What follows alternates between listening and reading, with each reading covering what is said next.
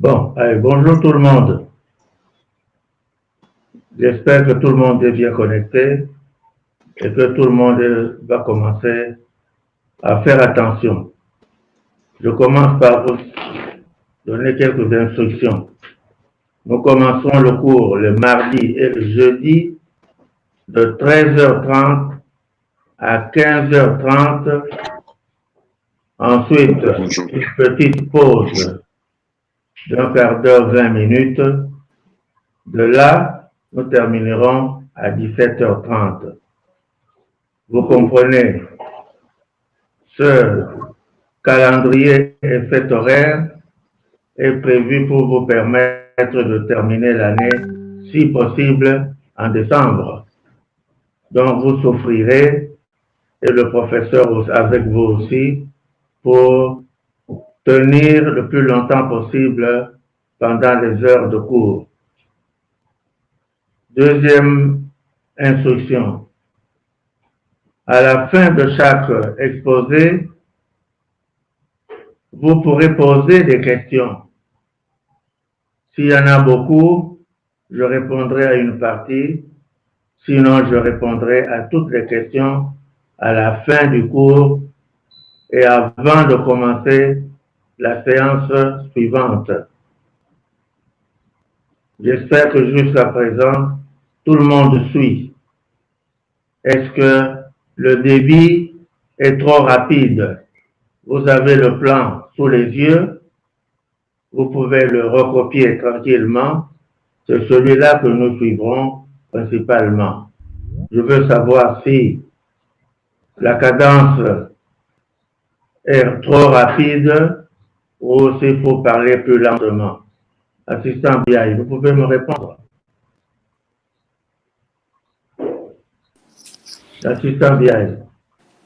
Ou quelqu'un d'autre. Le CP. Non, jusque-là, ça va. Jusque-là, ça va, sauf que je n'ai pas accès au plan. Je ne vois pas des plans mains. Ça va. La cadence est bonne. Le plan est sur modèle. Le plan, si vous ne l'avez pas, l'assistant BI le mettra à votre disposition. Nous commençons donc le cours du droit communautaire africain. Dans le plan, nous avons 3 parties, peut-être nous en aurons 4. Mais avant d'entamer la première partie, nous avons tout d'abord les objectifs et l'intérêt de l'enseignement, suivi de la méthodologie, suivi par le professeur. Nous sommes dans l'introduction. En quoi consiste l'objectif de cet enseignement? Cet enseignement est conçu pour vous donner un nouvel aperçu du type du droit international public. Vous avez le cours de BIP en G3, vous avez maintenant L1, les organisations internationales, et cet enseignement rentre dans ce contexte. Il est complémentaire du droit international public, dont il se distingue aussi, vous constaterez, de plusieurs aspects. Dans l'objectif aussi, c'est permettre à comprendre l'utilité de l'application ou l'utilité pour les États africains d'adopter le mécanisme d'intégration en vue de permettre le développement qui s'en dégage, et cela pour le bien de leur population respective. Quant à l'intérêt du cours, c'est dégager l'importance de l'institution qu'est l'intégration. Et cette intégration présente-t-il des avantages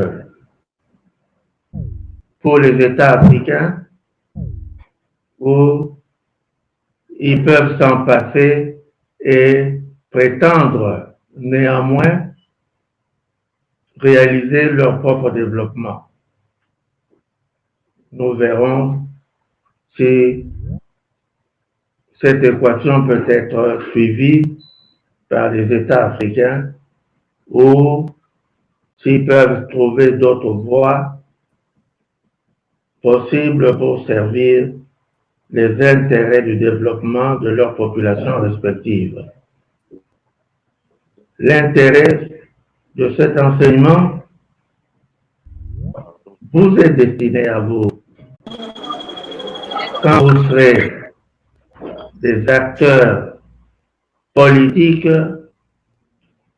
pour ne pas oublier de vous en inspirer et tout en vous inspirant du droit communautaire de base, vous devrez savoir peut-être moduler des éléments qui permettront davantage d'adaptation à l'Afrique ou au Congo en particulier. L'intérêt vise également à mettre en lumière les avantages que présente le processus d'intégration. Et parmi ces avantages, nous aurons longuement à parler de la suppression des barrières douanières et nous aurons aussi la suppression des antagonismes politiques, des antagonismes économiques se situant principalement au niveau de la concurrence. L'intégration mettra fin à la concurrence dans laquelle les États vivent habituellement sur le plan économique.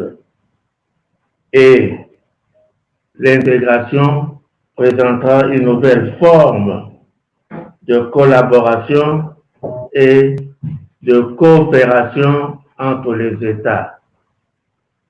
Cette coopération se situera au niveau des organisations internationales et de leurs organes, puisque généralement, la coopération internationale est laissée aux entités étatiques.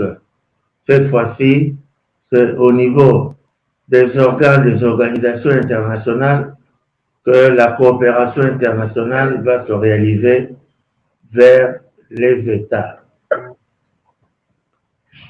Quelle méthodologie vous ai-je proposé dans le cadre de cet enseignement?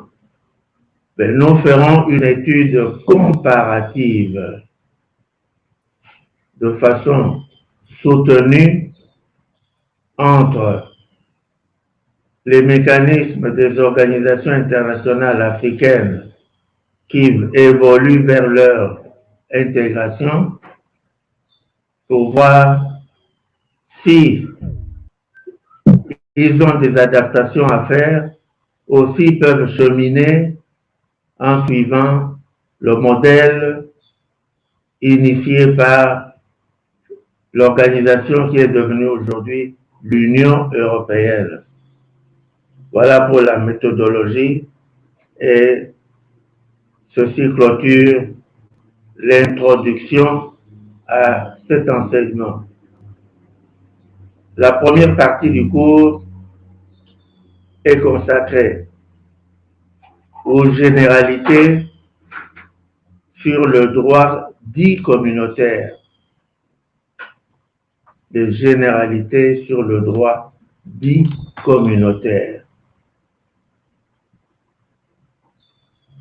Le premier chapitre aborde l'origine, la notion et les sources du droit dit communautaire. L'origine, la notion et les sources du droit dit communautaire. Première section, l'origine.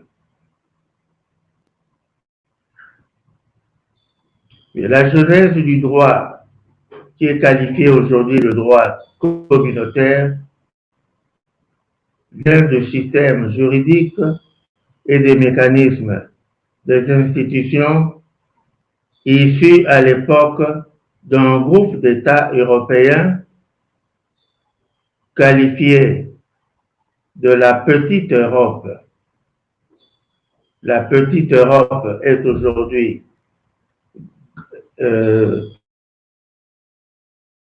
et ce sont ces États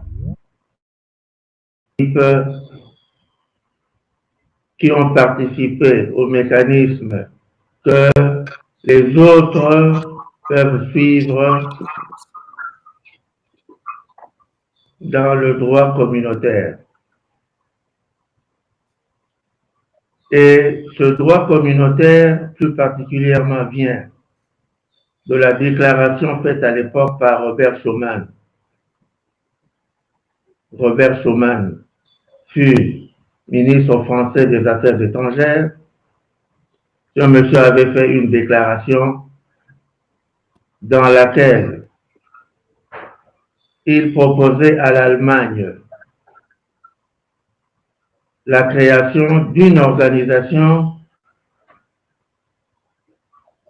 qui verra le jour à la suite du traité de Paris, signé le 18 avril 1951.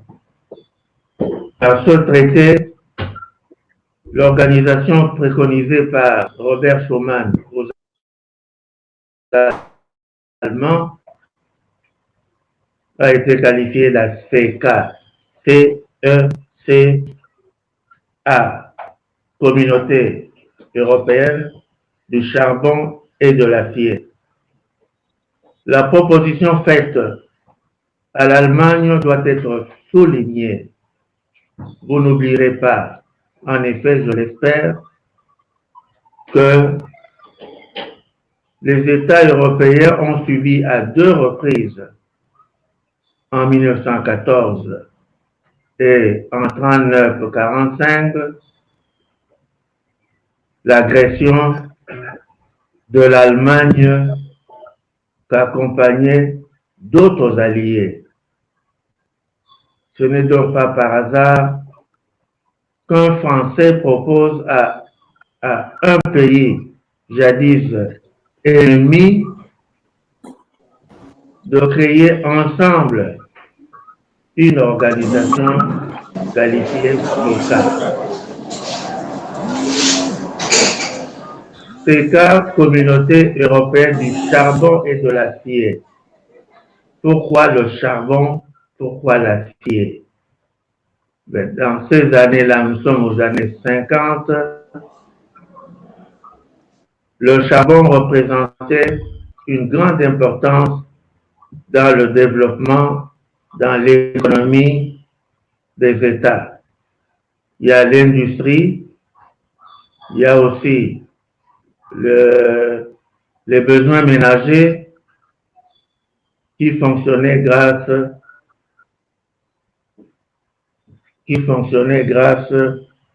au charbon. Et l'industrie naissante en Europe était basée sur l'utilisation de l'acier. Donc, c'était les matières premières de base qui ont fait l'objet de la première organisation que la France avait proposée à l'Allemagne par la déclaration de Robert Schuman. Et cette organisation était qualifiée une communauté. Une communauté. Communauté au niveau des États, mais abandon par les États d'une parcelle de leur propre souveraineté sur pourtant les matières qui se trouvaient sur leur sol ou leur sous-sol.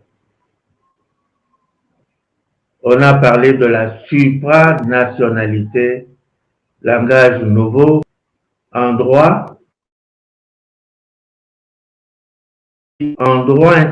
international, accepte aussi d'abandonner la production, l'utilisation, la commercialisation de leur propre charbon et de leur propre acier. Ils cèdent l'exploitation, la commercialisation et l'utilisation en général à une organisation internationale. Dans votre cours du droit des OI,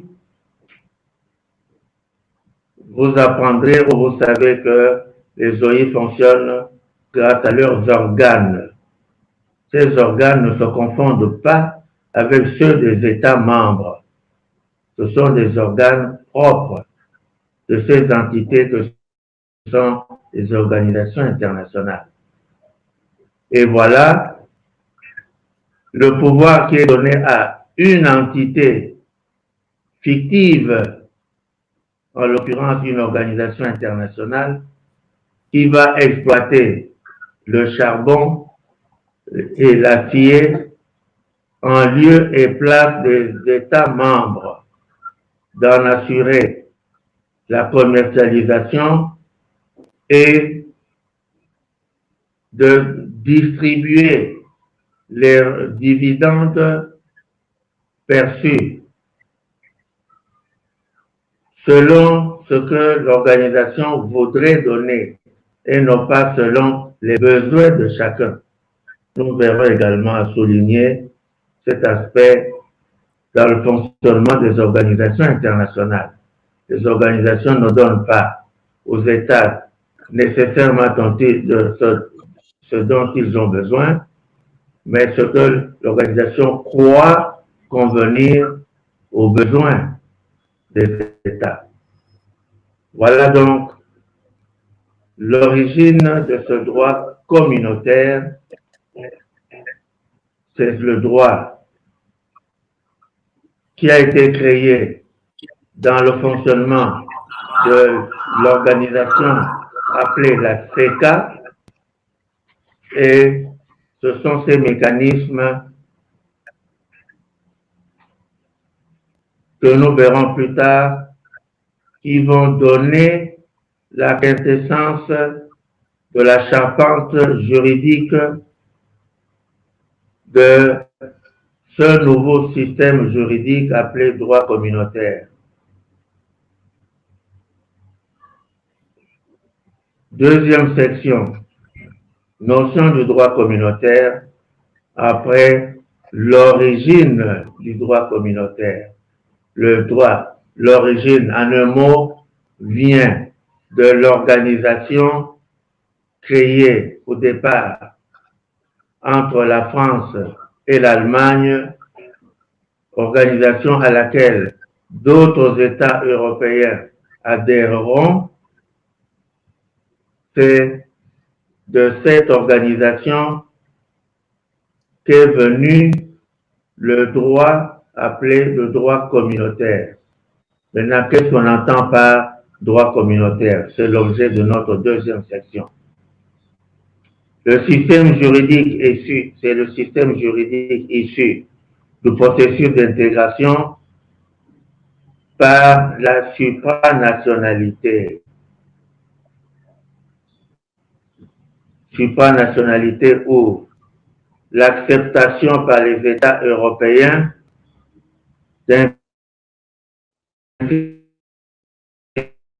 d'institutions, procédé qui est nouveau, étant donné jusque-là, le droit international ne connaissait pas n'admettait pas non plus une autorité au-dessus de celle des États. Les États ayant seuls le monopole de la souveraineté.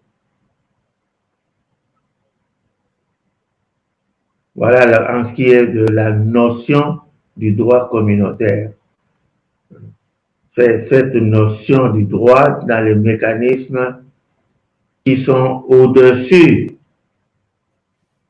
des États. Vous comprendrez davantage quand nous entrerons dans le vif du sujet pour savoir en quoi est-ce qu'il y a supériorité aux États par l'institution dite intégration économique. Section 3. Les sources du droit dit communautaire.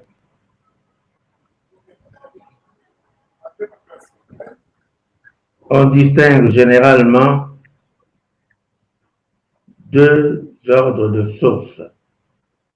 Les sources dites primaires et les sources secondaires. Dans les sources primaires,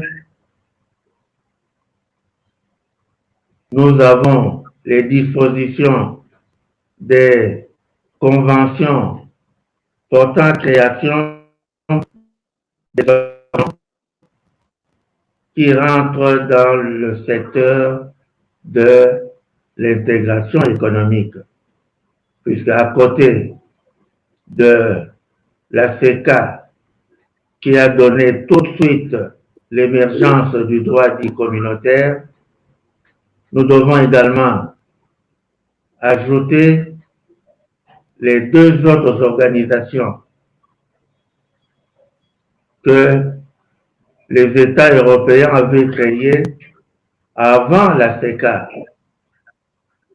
Avant la CECA, un groupe d'États européens avait créé la CEE, Communauté économique européenne.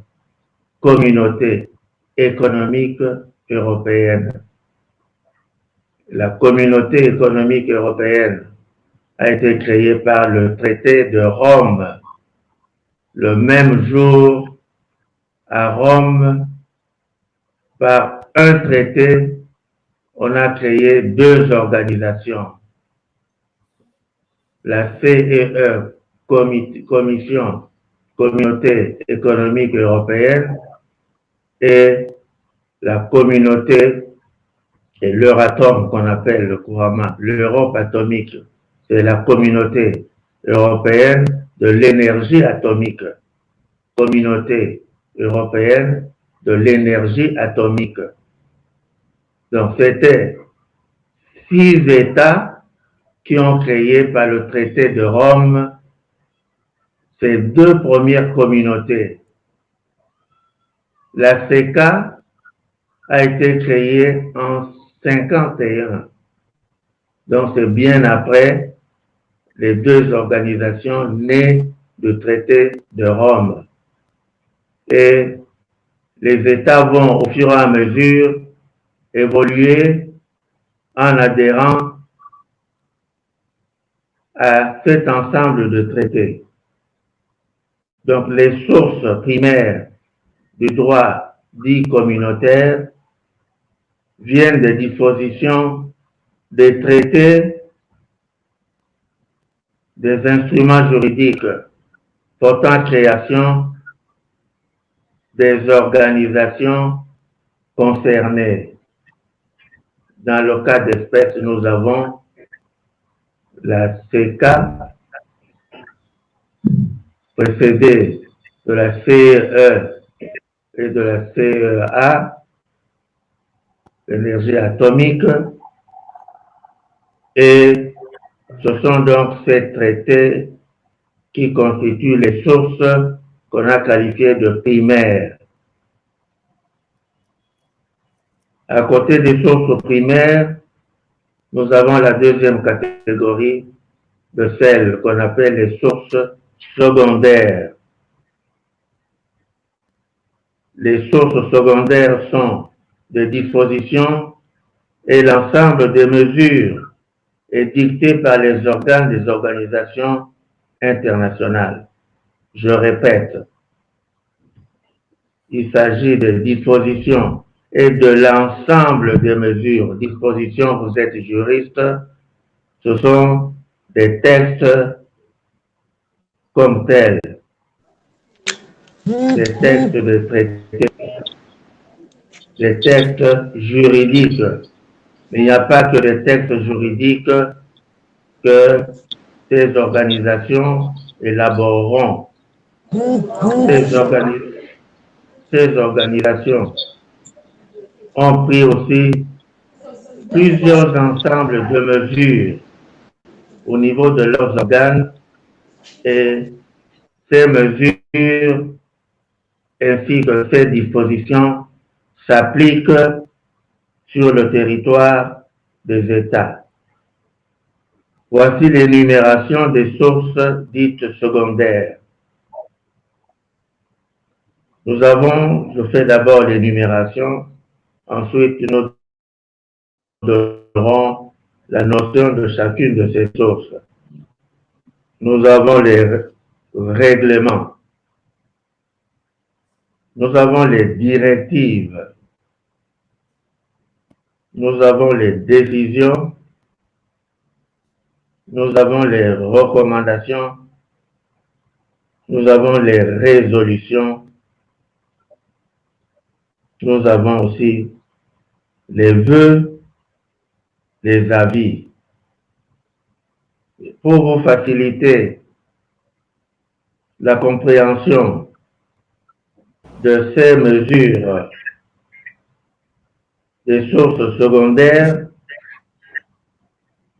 vous pouvez les placer dans deux catégories.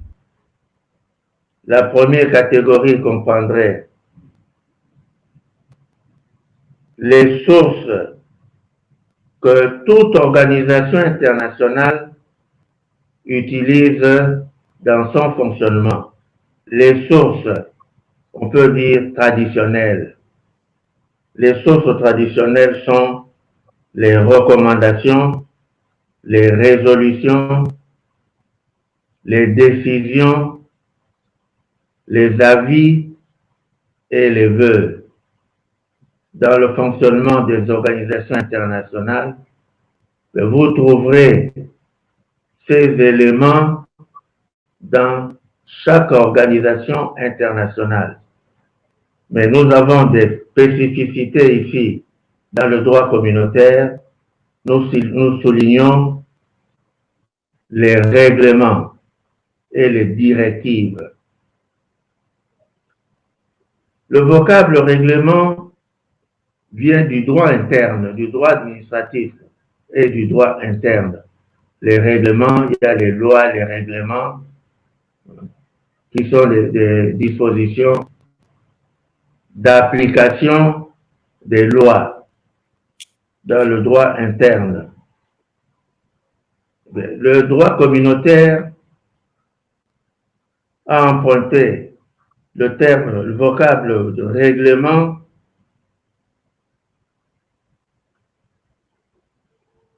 pour mettre en lumière la caractéristique du règlement. Un règlement oblige en tous ces éléments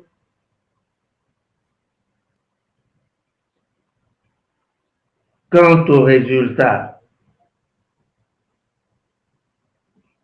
Le règlement oblige en tous les éléments quant au résultat. En parlant de tous les éléments, nous visons les dispositions de mise en œuvre que l'État peut utiliser pour donner suite à l'exécution du règlement qui est donné, et on vise également les objectifs. C'est donc un vocabulaire nouveau en droit international, mais c'est propre aux organisations intégrées. comme source secondaire propre des droits des organisations dites intégrées, nous avons aussi les directives. Le terme directive est puisé aussi du droit interne, du droit administratif des États. Les directives sont donc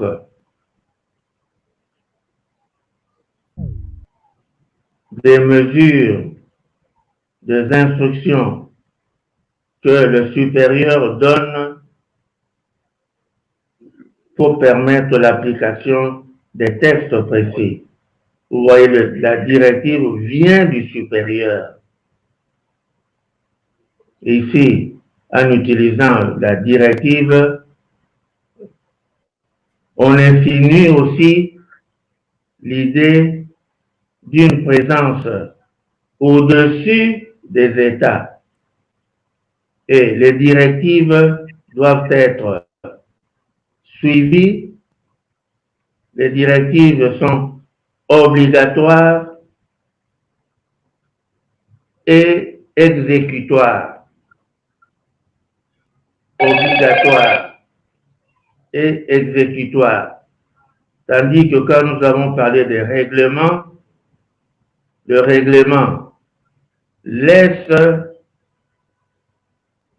aux membres la liberté de mettre en œuvre les moyens jugés nécessaires, mais l'obligation est faite quant aux résultats à atteindre. Donc voilà deux sources secondaires propres au droit dit communautaire, les règlements et les directives. Les directives obligent quant aux moyens, quant aux résultats ou quant aux objectifs. Tandis que les règlements, la liberté de mettre en œuvre les moyens est reconnue, mais on est lié seulement quant aux résultats ou l'objectif visé. Voilà les sources du droit dit communautaire, les sources primaires et les sources secondaires.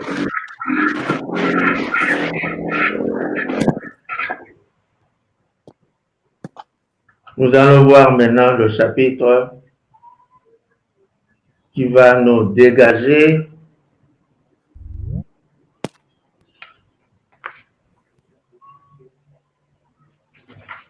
les caractéristiques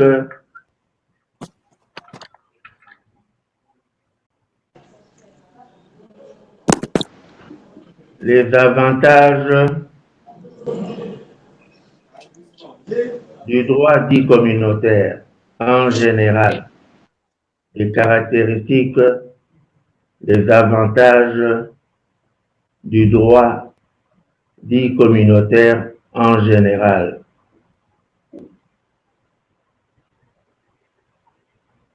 Le droit dit communautaire est caractérisé par la recherche qu'il englobe de créer une union et un plus grand rapprochement des États. De créer une union et un plus grand rapprochement des États. Des États généralement attachés à l'exercice de leurs prérogatives de souveraineté, mais en s'engageant dans le processus d'intégration, les États acceptent de renoncer à l'exercice d'une partie de leur souveraineté dans certains domaines bien déterminés. en l'occurrence, le domaine faisant l'objet de la création de l'organisation concernée. Et nous avons dans le fonctionnement des institutions. Oui, il y a un CPA qui est là, professeur, donc je pense que vous pouvez continuer. Bon, si tout le monde est connecté, je regrette ce petit contretemps qui vient d'arriver sur les appareils. Nous avons parlé du premier chapitre, l'origine, notion et source du droit communautaire. Nous avons été interrompus au niveau du deuxième chapitre, les caractéristiques, les objectifs, ainsi que les avantages du droit communautaire. Première section, le droit communautaire vise à réaliser une union plus étroite et un rapprochement des États, plus que ce qui se passe généralement dans les relations internationales.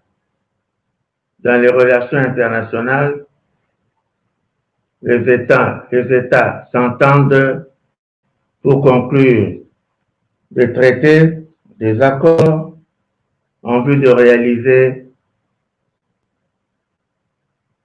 ce qu'ils croient leur convenir. Cela représente un intérêt commun. Donc ici, c'est le rapprochement plus étroit par rapport au rapprochement qu'ont les États dans les relations internationales en général, puisque dans les relations internationales, les États coopèrent, mais en gardant leur souveraineté. Ici, les États ont accepté de coopérer dans le processus d'intégration en renonçant à une parcelle de l'exercice de leur souveraineté. Ils y ont renoncé.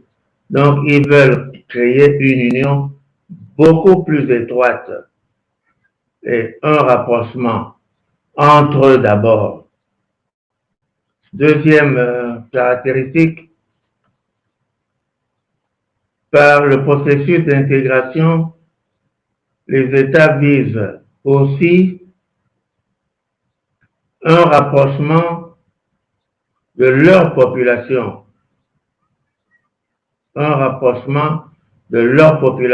ou de leur peuple.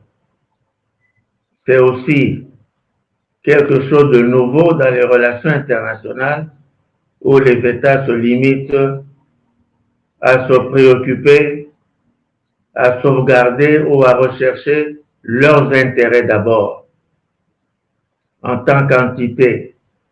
Ici, les États veulent faire plus que cela.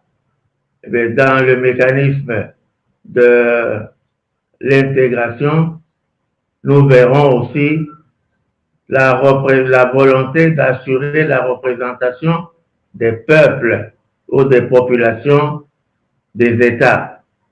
Cela va apparaître alors que, en droit international général, cela n'est pas évident. Nous avons parlé aussi de la citoyenneté. La citoyenneté est le lien qui existe entre l'État et ses ressortissants. Ce lien n'existe que entre l'État et ses ressortissants. Mais dans le processus d'intégration, nous avons quelque chose de plus. C'est la recherche d'une citoyenneté européenne dans le fonctionnement.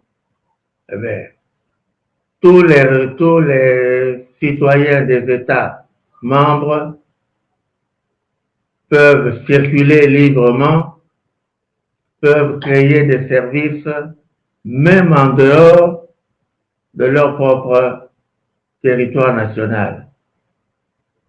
Ils peuvent s'engager dans la fonction publique alors que l'entrée dans la fonction publique est l'apanage des seuls nationaux. Donc, il y a quelque chose de plus. Nous avons aussi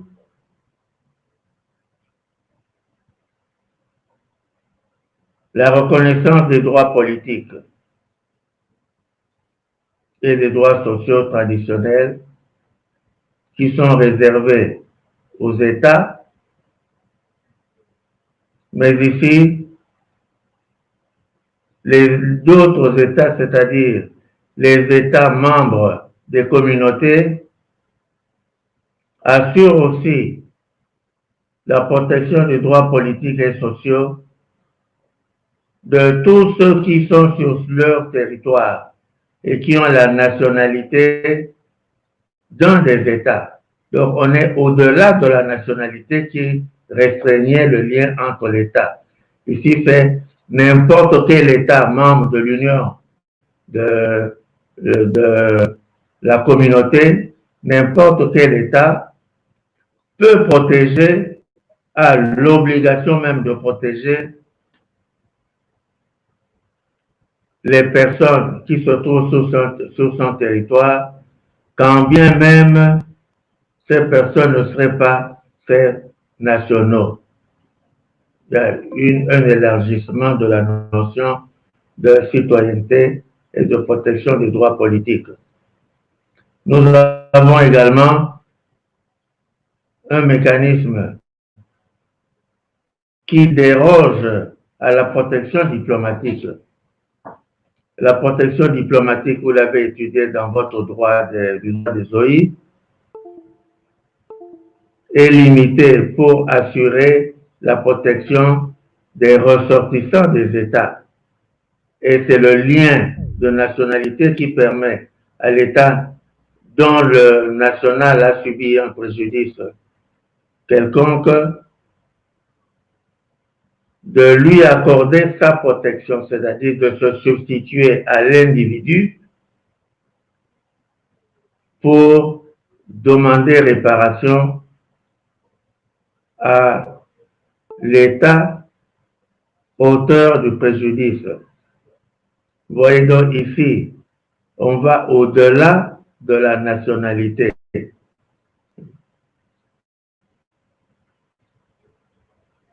N'importe quel État peut protéger n'importe quelle personne qui se trouve sur le territoire. Donc, prenez le cas des droits, droits à l'existence. Un Congolais qui se trouverait sur le territoire d'un État membre de l'Union européenne aurait droit d'invoquer les dispositions du droit, la Convention européenne sur les droits de l'homme pour qu'un des États, n'importe lequel de l'Union européenne, assure sa protection, ce qui n'est pas le cas en droit international général. Le droit communautaire se caractérise aussi par la mise en commun des produits qui jusque-là étaient limités quant à leur utilisation aux seuls ressortissants. La mise en commun. On sort du territoire national. C'est tout le monde qui peut en bénéficier. Et nous avons également à devoir souligner la solidarité, la mise en commun des produits des États qui jusque-là leur étaient réservés ces produits servent aussi à d'autres États et à d'autres ressortissants. Mais on crée donc une solidarité et un partage. Nous verrons plus tard comment le partage se fait. Il y a d'un côté, certes, la suppression des frontières intérieures, mais le processus d'intégration amène les États membres à créer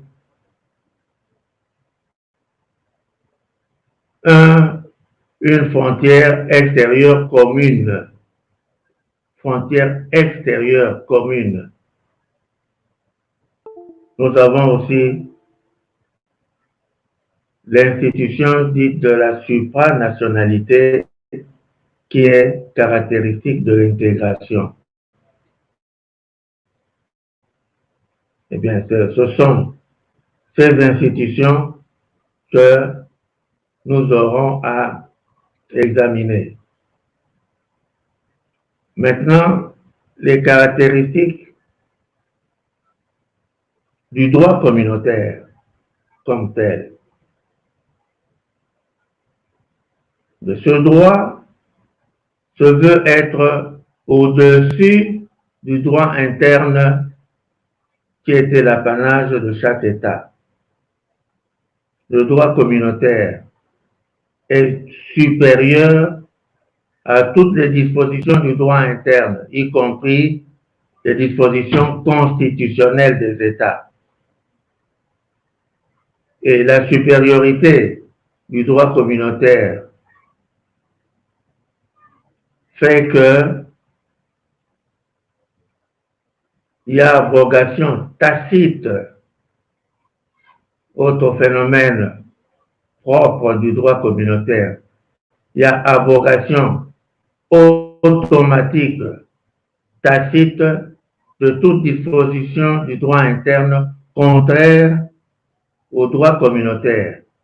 Abrogation tacite. Et nous avons aussi dans l'élaboration du droit communautaire.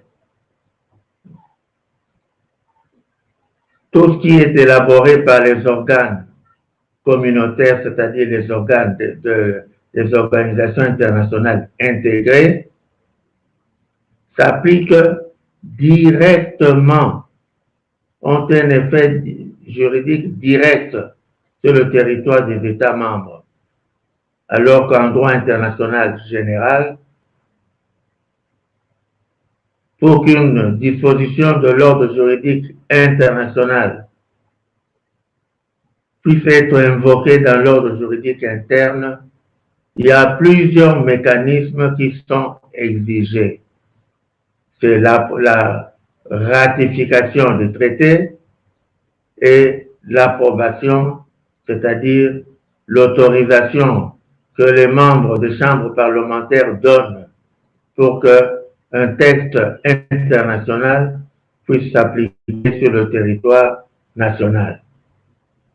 Vous voyez donc par là l'application directe et ce sont des éléments qui sont propres au droit communautaire.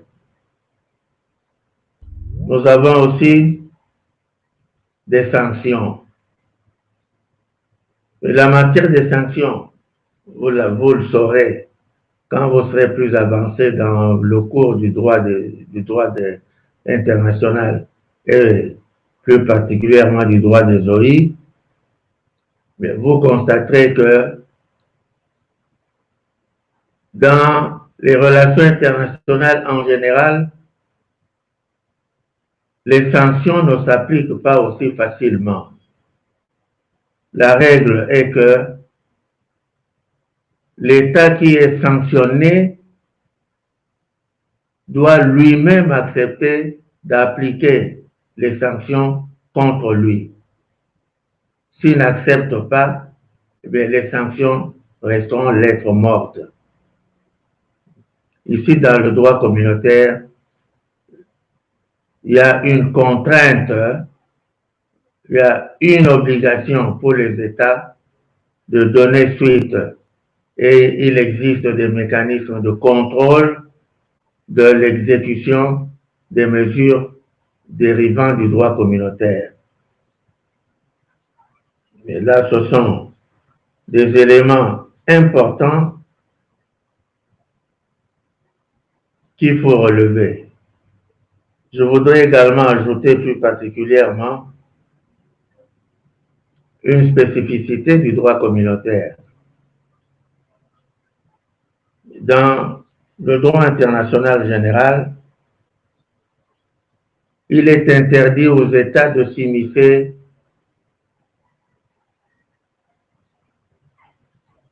des affaires dites intérieures d'autres États. Il en est de même des organisations internationales. Il en est de même des organisations internationales. C'est la charte de l'ONU qui prévoit cette interdiction. On respecte la souveraineté. Mais dans les mécanismes du droit communautaire, nous avons une institution qui donne naissance à l'autorisation pour les États de s'ingérer, l'autorisation pour les États de s'ingérer dans les affaires intérieures. Mais lorsque un particulier ressortissant d'un État européen a subi un préjudice, n'importe quel autre État a le droit d'endosser la protection de la personne qui a de la victime. N'importe quel État a l'obligation d'endosser la protection de la victime. Et en l'endossant, il va pouvoir interpeller l'État auteur de l'acte préjudiciable qui a été commis.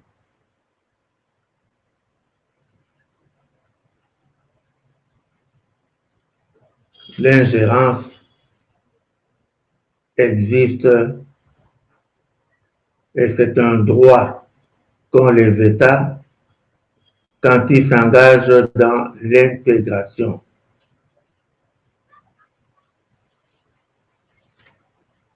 Nous passons aux avantages majeurs de l'intégration. Nous examinerons les avantages à 3 niveaux. Sur le plan politique tout d'abord, ensuite au niveau économique et en 3e lieu en ce qui concerne la législation des États membres. Les avantages sur le plan politique. Nous avons parlé de la solidarité, de l'union plus grande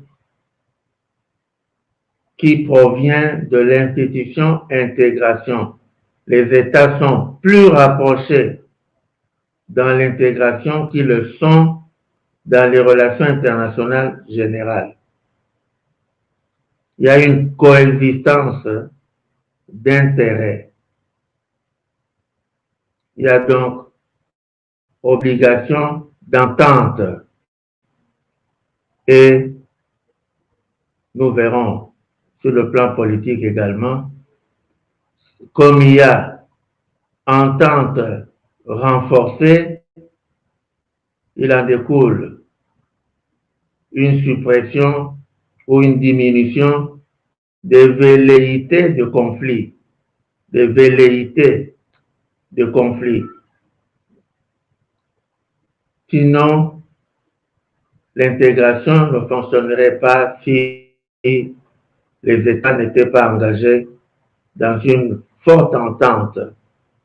Étant dans une forte entente, ils n'auront aucun intérêt à susciter des conflits puisque les conflits vont les éloigner les uns des autres. Les conflits vont amener quoi? La déstabilisation des institutions et le déséquilibre, la disharmonie entre les États. Sur le plan politique, toujours, parmi les avantages de l'institution d'intégration, nous avons mentionné que c'est la voie obligée qu'ont les États qui veulent cheminer vers leur unification politique. C'est la voie obligée. Les États ont essayé de travailler ensemble, de créer des ensembles en gardant leur souveraineté. Ils ont éprouvé des difficultés. C'est pour cela ils ont cheminé vers l'intégration. L'intégration va à la longue les préparer à être considérés comme constituant seulement un seul État. À titre d'exemple, la monnaie européenne aujourd'hui, c'est l'euro. Nous parlerons des détails plus tard. Mais l'euro,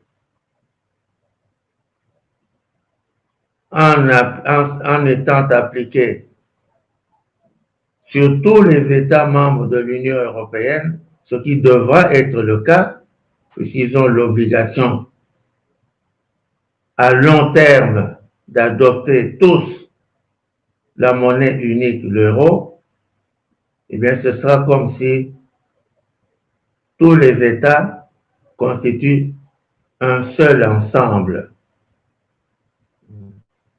Vous voyez même sur le plan politique actuellement, dans le niveau des institutions, le Conseil de l'Union européenne aujourd'hui est dirigé par un Belge, Charles Michel, l'ancien Premier ministre belge. Il est président de l'Europe. Il n'est pas... La nationalité ne compte plus.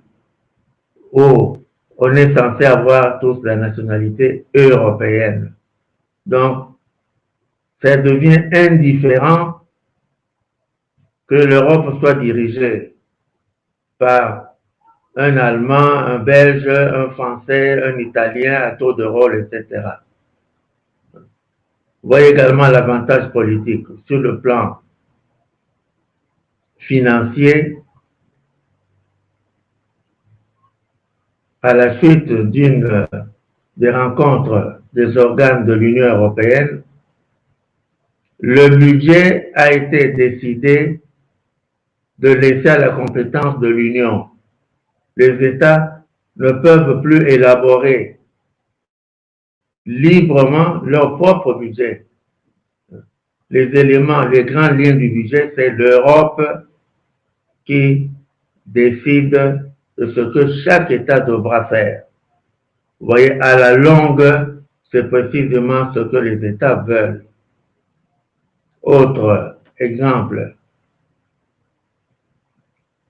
à l'heure actuelle, chaque État membre de l'Union européenne a ses organes judiciaires, tribunaux de première instance, les cours d'appel, cours de cassation, conseil d'État, etc. dans les organes de l'Union européenne, ils ont prévu une juridiction, la Cour de justice des communautés européennes a la compétence des cours de cassation des conseils d'État. Alors c'est une juridiction internationale. À cette compétence-là, cette Cour peut annuler les lois des États, comme la Cour constitutionnelle a le pouvoir de constater la contrariété entre les lois et la Constitution, et le texte déclaré contraire à la Constitution ne peut plus être appliqué. Ici, ce pouvoir-là est donné à la Cour de justice de l'Union européenne. Autre exemple, chaque État a sa banque nationale. Aujourd'hui, la Banque centrale, Banque nationale de Belgique, de France, d'Italie, etc., continue à fonctionner. Mais ils ont créé une banque centrale européenne. Cette banque va remplacer toutes les anciennes banques nationales de chacun des États. Donc c'est cette banque centrale européenne qui va absorber les compétences jadis réservées aux banques centrales des États. C'est quelque chose d'important, mais ceci de notre État et y exercer toute profession qu'il souhaite. Alors que au niveau des États, il y a des professions dont l'exercice est réservé aux seuls nationaux. La magistrature n'utilise que les seuls nationaux. La médecine est réservée aux seuls nationaux. Un étranger ne peut pas venir s'établir ici, sauf s'il y a une convention de réciprocité. Donc, liberté d'établissement, c'est une grande faveur qui donne la possibilité à quelqu'un d'aller au-delà de sa nationalité sur un territoire étranger et d'y s'établir pour tirer profit du bénéfice que cette profession peut convenir lui apporter. En troisième lieu, l'avantage de l'intégration sur le plan des législations des États.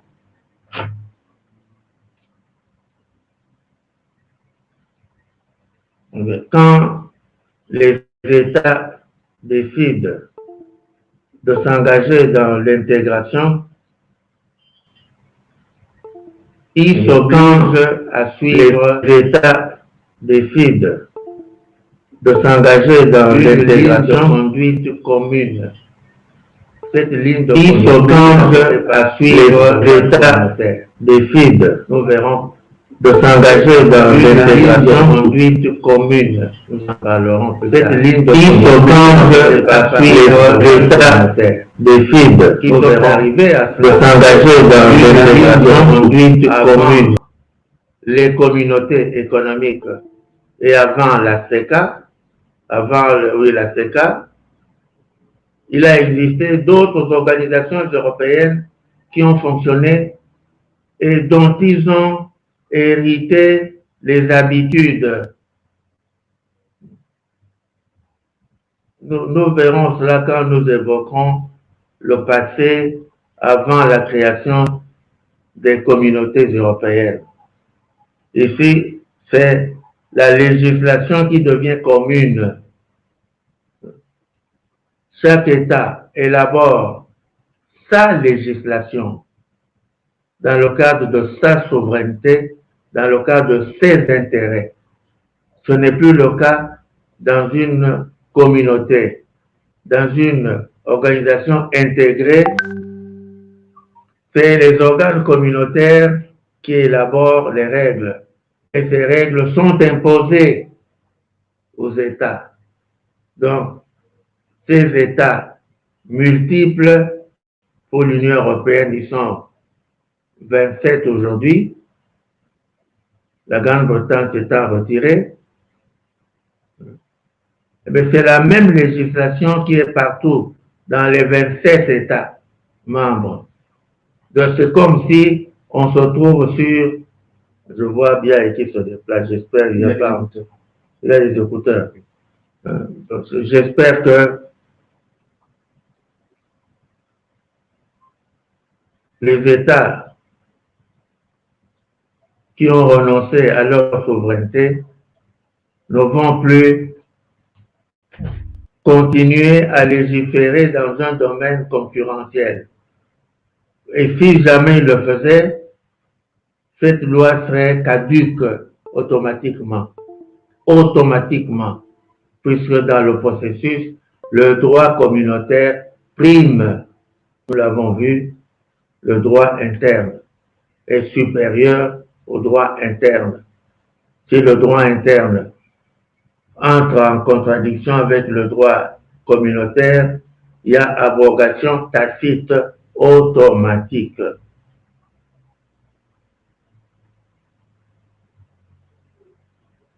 Donc, il y a l'imposition des dispositions par les organes communautaires du droit communautaire. Les organes communautaires imposent. Ce sont eux qui élaborent. Il y a un Parlement européen dont vous entendez souvent parler. Ce Parlement européen élabore des mesures. Le Parlement européen, c'est un organe de l'Union européenne. Ce n'est plus l'organe des États. Les États ont leur Parlement. Leur Parlement cessent d'exister à la longue. Ça, c'est l'intérêt politique de l'intégration. C'est amener facilement les États à une union politique beaucoup plus grande. Puisque il a été prouvé qu'en commençant par des unions politiques, ils ont échoué parce que la souveraineté constituait un barrage. Chaque État réagissait en fonction de ses intérêts. Or ici, les intérêts sont identiques sur le plan économique. Ils sont ensemble. Donc, ce qui peut advenir beaucoup plus tard ne peut pas être rejeté. Nous pouvons également, dans un autre plan, invoquer l'intérêt de la protection des personnes physiques qui sont devenues des sujets du droit international. Des personnes physiques qui sont devenues des sujets du droit international. Les sujets du droit international, qu'on vous apprend, sont généralement les États, les OI, les organisations internationales. Mais quand on prend en considération les institutions d'intégration, dans l'intégration, la personne physique devient sujet de droit international à part entière.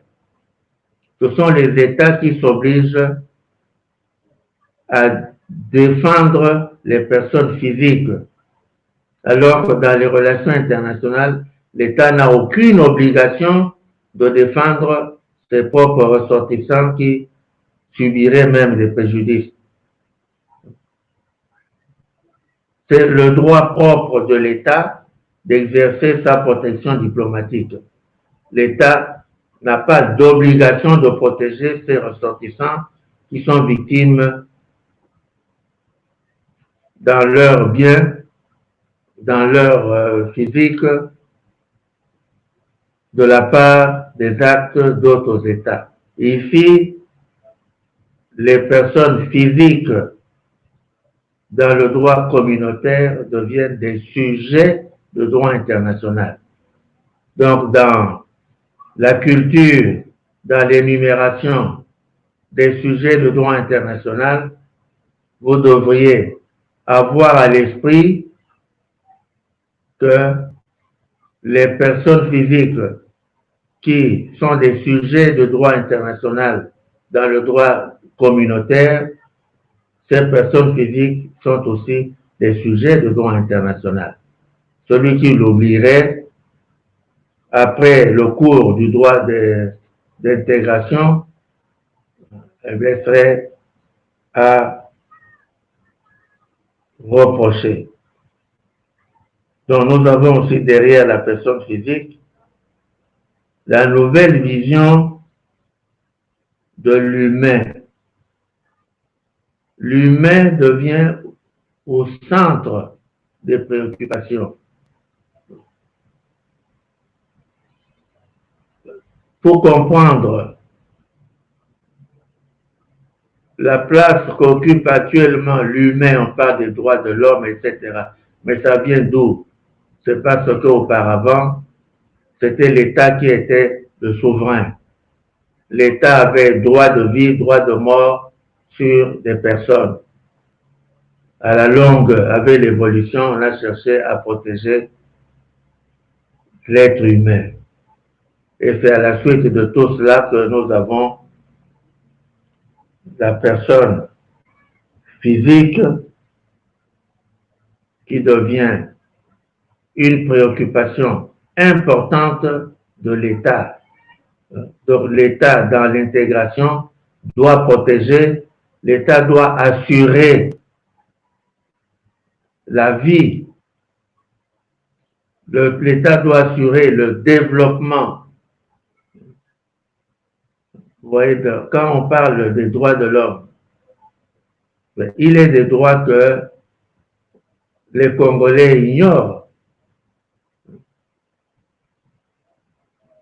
Le droit à la liberté, jusqu'où va la liberté? Vous voyez, quand, à la suite de la pandémie, on demande à tout le monde de porter le masque. Il y en a qui refusent, à leur risque et péril, bien sûr, de porter le masque, qui préféraient même payer des amendes parce que c'est brimer leur liberté que de les empêcher de respirer librement. Ailleurs, les gens le feraient volontiers et facilement. Ici, on n'a pas encore cette même notion. Ailleurs, les droits de l'homme, le droit au développement, c'est un droit que les personnes physiques ont vis-à-vis de leur état, le droit au développement. Mais est-ce que ce droit au développement est assuré de la même façon chez nous que dans les pays qui sont membres des États intégrés? Le développement de là-bas se mesure dans d'autres paramètres. Ici, les gens préféraient même continuer à souffrir au lieu de demander même à la ville d'éclairer les rues, de réparer les trous. Eh bien, les voitures cassent leurs amortisseurs dans des trous. Eh bien, les gens continuent à supporter. Ailleurs, on ne supportera pas. On obligera l'État à remplir son obligation puisque le citoyen paye les impôts. C'est là-dedans, c'est grâce aux impôts et aux taxes qui sont récoltées que le pouvoir public est tenu d'assurer les aisances nécessaires à la population. Mais dans un État membre d'une organisation intégrée, les choses se passeraient différemment que chez nous.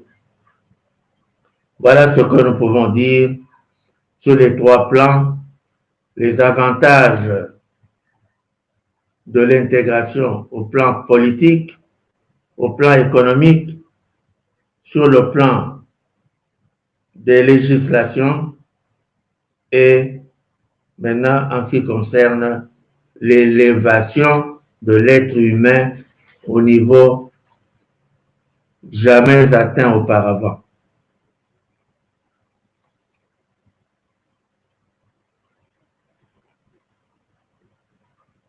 Je vois qu'on est à 16 heures maintenant. On suspend, on fait une pause.